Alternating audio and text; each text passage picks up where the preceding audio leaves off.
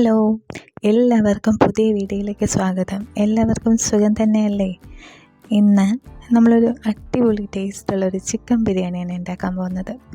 Chicken biryani എന്ന് പറയുമ്പം എല്ലാവർക്കും റെസിപ്പി അറിയായിരിക്കും. ഇതൊരു വെറൈറ്റി സ്പെഷ്യലായിട്ടുള്ളൊരു ബിരിയാണിയാണ്. ആദ്യം തന്നെ ഞാൻ ചിക്കൻ എടുത്തിട്ടുണ്ട്. ചിക്കൻ ഒന്ന് മാരിനേറ്റ് ചെയ്ത് വെക്കുകയാണ്. അത് അങ്ങനെ വെക്കുമ്പോഴത്തേക്ക് നമുക്ക് ചിക്കൻ്റെ ബിരിയാണി കഴിക്കുമ്പം ആ ചിക്കനിൽ നല്ല ഉപ്പൊക്കെ പിടിച്ചിട്ട് കഴിക്കുമ്പോൾ നല്ലൊരു ടേസ്റ്റാണ് കിട്ടുന്നത്.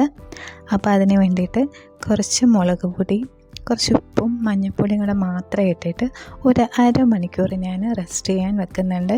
ഫ്രിഡ്ജിൽ വെക്കുകയാണെങ്കിൽ നല്ലതായിട്ട് പിടിച്ച് കിട്ടും. അപ്പോൾ ഞാൻ ഫ്രിഡ്ജിൽ അരമണിക്കൂർ വെച്ചിട്ടുണ്ട്. ഇനി നമുക്ക് മസാലയ്ക്ക് വേണ്ടിയുള്ള കാര്യങ്ങൾ നോക്കാം. ഞാൻ ഉള്ളി എടുത്തേക്കുന്നത് ഒരു 4 ഉള്ളി സവോളയാണ് എടുത്തേക്കുന്നത്. അതൊന്ന് നെയ്യിലിട്ടിട്ട് വറുത്തെടുക്കുകയാണ്. ഒരു 3 ടേബിൾ സ്പൂൺ നെയ്യും കുറച്ച് വെളിച്ചെണ്ണയും കൂടെ ആഡ് ചെയ്തിട്ടാണ് ഞാൻ വറുക്കുന്നത്. 4 സവോളയിൽ ഞാൻ മുഴുവനായിട്ട് വറുക്കുന്നില്ല, കുറച്ച് ഞാൻ ഗ്രേവിക്ക് വേണ്ടി മാറ്റി വെച്ചിട്ടുണ്ട്. ഞാൻ വറുത്ത് ഒരുപാട് കരിഞ്ഞു പോയിട്ടുണ്ടെങ്കിൽ അതിൻ്റെ ആ ടേസ്റ്റ്, ഗ്രേവിയുടെ ടേസ്റ്റ് മൊത്തത്തിൽ പോകും. അതുകൊണ്ട് കരിയാതെ ഒരു പാകത്തിന് വറുത്ത് കോരിയെടുക്കണം. 4 സവോളയിൽ കുറച്ചേ ഞാൻ വറുക്കുന്നുള്ളൂ, ബാക്കിയുള്ളത് ഗ്രേവിക്ക് വേണ്ടിയിട്ട് മാറ്റി വെക്കുന്നുണ്ട്. ഇങ്ങനെ 2 രീതിയിൽ ചെയ്യുമ്പോഴത്തേക്കും ബിരിയാണിക്ക് നല്ലൊരു ടേസ്റ്റ് കിട്ടും. ഇങ്ങനെ സവോള വറുത്തിട്ട് എല്ലാവരും ഒന്ന് ട്രൈ ചെയ്ത് നോക്കണേ. ഞാൻ അടുത്ത സെറ്റ് ഓഫ് സവോള ഇട്ട് കൊടുക്കുന്നുണ്ട്. നമ്മൾ വറുത്ത് കോരുമ്പം വേറെ നേരത്തെ വറുത്ത സവോളയുടെ ഒരു കഷ്ണം പോലും ഉണ്ടാവാൻ പാടില്ല. അപ്പോൾ അത് കരിഞ്ഞ് ആ എണ്ണയിൽ പിടിക്കും. അതുകൊണ്ട് അത് മൊത്തത്തിൽ വറുത്ത് കോരി എടുക്കണം. അതിനുശേഷം ഹോൾ സ്പൈസസ് ആഡ് ചെയ്ത് കൊടുക്കുന്നത്, അതൊന്ന് നെയ്യിലിട്ടിട്ടൊന്ന് ഫ്രൈ ചെയ്തെടുക്കുമ്പോൾ നല്ലൊരു ഫ്ലേവർ കിട്ടും.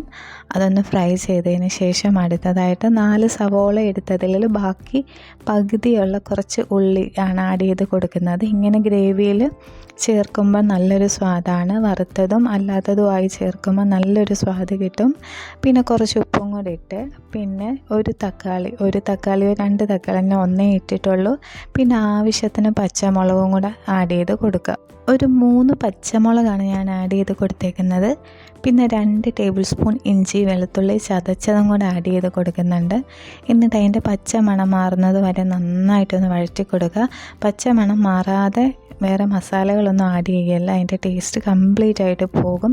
പിന്നെ നമ്മൾ അരമണിക്കൂർ റെസ്റ്റ് ചെയ്യാൻ വെച്ച ചിക്കൻ അതിലോട്ട് ഇട്ട് കൊടുക്കുകയാണ്. ഇപ്പം ചിക്കനിൽ നന്നായിട്ട് ഉപ്പൊക്കെ പിടിച്ചിട്ടുണ്ടാവും. ചിക്കനിൽ ഉപ്പ് പിടിച്ചിട്ടില്ലെങ്കിൽ അത് ബിരിയാണിയുടെ കൂടെ കഴിക്കുമ്പോൾ ഒരു ടേസ്റ്റും ഉണ്ടാവില്ല. അപ്പോൾ ബിരിയാണി ഉണ്ടാക്കുമ്പോൾ മസ്റ്റായിട്ടും ഫ്രൈ ചെയ്യാനാണെങ്കിലും നിങ്ങൾ അരമണിക്കൂർ റെസ്റ്റ് ചെയ്യാൻ വെച്ചിട്ട് വറുക്കുമ്പോൾ നല്ലൊരു ടേസ്റ്റായിരിക്കും. കുറച്ച് പുതിനയില ഇട്ട് കൊടുക്കുന്നുണ്ട്. പിന്നെ നല്ല ചൂടുവെള്ളം, 1/2 കപ്പ് ചൂടുവെള്ളം ഇട്ട് കൊടുക്കുന്നുണ്ട്.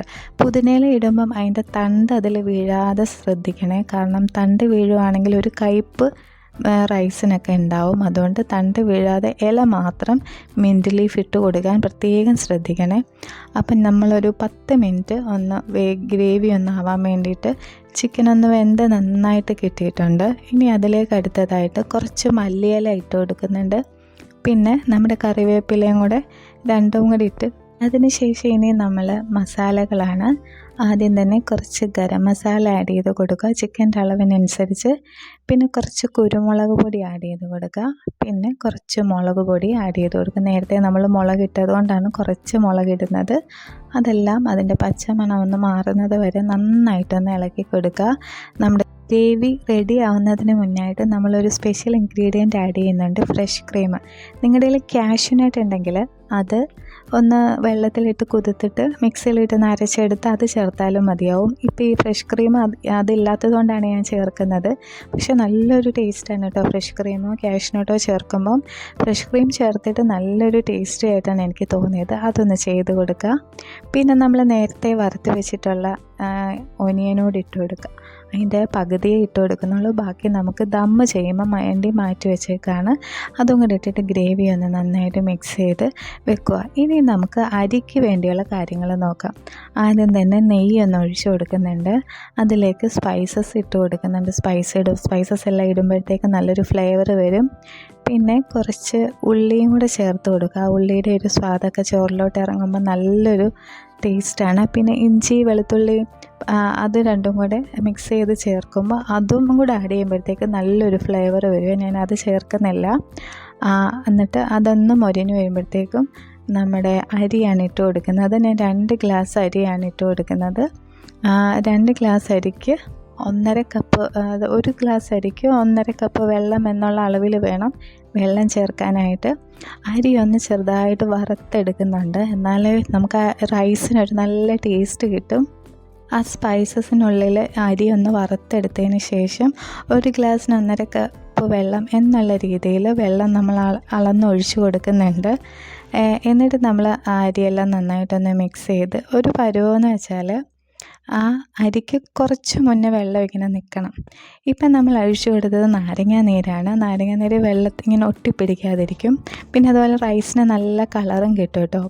നമ്മുടെ അരി ഒന്ന് വെന്ത് വന്നിട്ടുണ്ട്. അതിലേക്ക് നമ്മൾ നേരത്തെ ഉണ്ടാക്കി വെച്ച ഗ്രേവി ഉണ്ടല്ലോ, ആ ഗ്രേവി ഒന്ന് ആഡ് ചെയ്ത് കൊടുക്കുകയാണെങ്കിൽ ആ റൈസിന് നല്ല അടിപൊളി ഒരു ഗ്രേവിയും കൂടെ ആഡ് ചെയ്യുമ്പോഴത്തേക്ക് നല്ലൊരു ടേസ്റ്റാണ് റൈസിന് കിട്ടുന്നത്. പിന്നെ നാരങ്ങാനീര് ആഡ് ചെയ്യുമ്പോഴത്തേക്കും നമുക്ക് ആ ഒരു വെള്ള കളർ റൈസിന് കിട്ടും കേട്ടോ. അതിനുവേണ്ടി നാരങ്ങാനീര് ആഡ് ചെയ്യുന്നത്. പിന്നെ റൈസ് എങ്ങനെ ഒട്ടിപ്പിടിക്കത്തില്ല, നല്ല ഒന്നേ തൊടാതെ ഇങ്ങനെ ഇരിക്കും. ഇനി നമ്മൾ ദമ്മ് ചെയ്യാണ്. ഗ്രേവിയുടെ ഉള്ളിലോട്ട് നമ്മൾ റൈസ് പകുതിയാണ് ഇട്ട് കൊടുക്കുന്നത്. ഞാൻ കാഷ്യൂനട്ടും മുന്തിരിയും ഒന്നും ആഡ് ചെയ്തിട്ടില്ല, കാരണം എനിക്ക് അങ്ങനെ അത് ആഡ് ചെയ്യുന്നതിനോട് വലിയ താല്പര്യമില്ല. എനിക്കിഷ്ടമില്ല അതിങ്ങനെ കഴിക്കുന്നത്.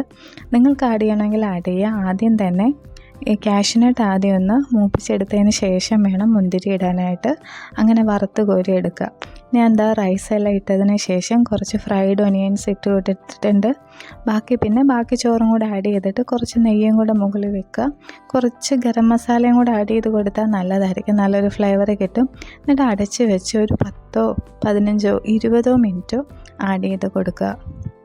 അത്രയും നേരം വെച്ചിട്ട് ദമ്മൊന്നാക്കിയെടുക്കുക.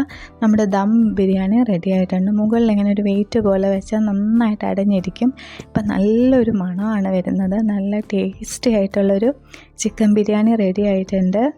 ഇത് തുറക്കുമ്പോൾ ഉണ്ടല്ലോ എന്ത് അടിപൊളി മണമാണെന്നാണ് വരുന്നത്. ഈ ചിക്കൻ ബിരിയാണിയുടെ റെസിപ്പി എല്ലാവർക്കും ഇഷ്ടപ്പെട്ടെങ്കിൽ ഒന്ന് കമൻറ്റ് ചെയ്യണേ. അതുപോലെ തന്നെ എൻ്റെ ഇതുപോലെ പല വീഡിയോസും ഇനിയും വരാനുണ്ട്. അപ്പോൾ എല്ലാവരും എൻ്റെ വീഡിയോ ഇഷ്ടപ്പെട്ടെങ്കിൽ ചാനലൊന്ന് സബ്സ്ക്രൈബ് ചെയ്യുക, ലൈക്ക് ചെയ്യുക, പിന്നെ ഹൈപ്പും കൂടെ ഒന്ന് ചെയ്തേക്കണേ. ഇതുപോലുള്ള പുതിയ പുതിയ നല്ല റെസിപ്പീസ് ഇനി ഉണ്ടാവും. എന്നും 12:15 ഞാൻ വീഡിയോ ഇടുന്നത്. അപ്പോൾ എല്ലാവർക്കും എൻ്റെ വീഡിയോ ഇഷ്ടപ്പെട്ടു എന്ന് വിചാരിക്കുന്നു. ഇതുപോലുള്ള പുതിയ റെസിപ്പീസിനായിട്ട് എൻ്റെ ചാനൽ സബ്സ്ക്രൈബ് ചെയ്യുക.